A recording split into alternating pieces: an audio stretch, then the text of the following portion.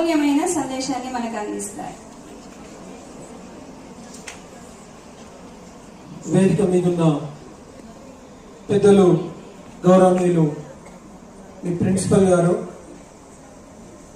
అలాగే మా గురువు గారు లక్కినేని సత్యనారాయణ గారు, వైస్ ప్రిన్సిపల్స్, సమాజంలో విద్య ద్వారా అత్యున్నతమైనటువంటి శిఖరాలకి మిమ్మల్ని చేర్చడంలో పగలనక రాత్రనక కష్టపడే ఉపాధ్యాయులకు,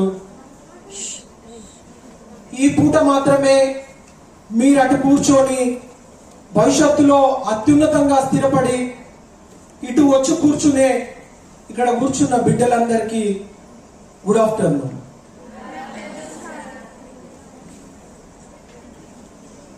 ఒక 50 ఏళ్ళ కిందటే హైదరాబాద్లో కోటిలో ఉమెన్స్ కాలేజ్ ఉండే.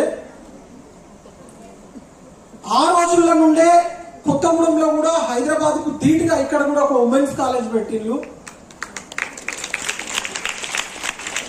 అటువంటి కళాశాలలో చదువుతున్న ప్రతి బిడ్డ చాలా గర్వంతో ఉండేటువంటి పరిస్థితి. భారత రాజ్యాంగం కొరకు మా గురువు గారు మాట్లాడిన తర్వాత వాస్తవానికి నెక్స్ట్ వచ్చే వక్తకి ఏమి మాట్లాడాలో కూడా తెలియని పరిస్థితిలో మా గురువు గారు చెప్తారు.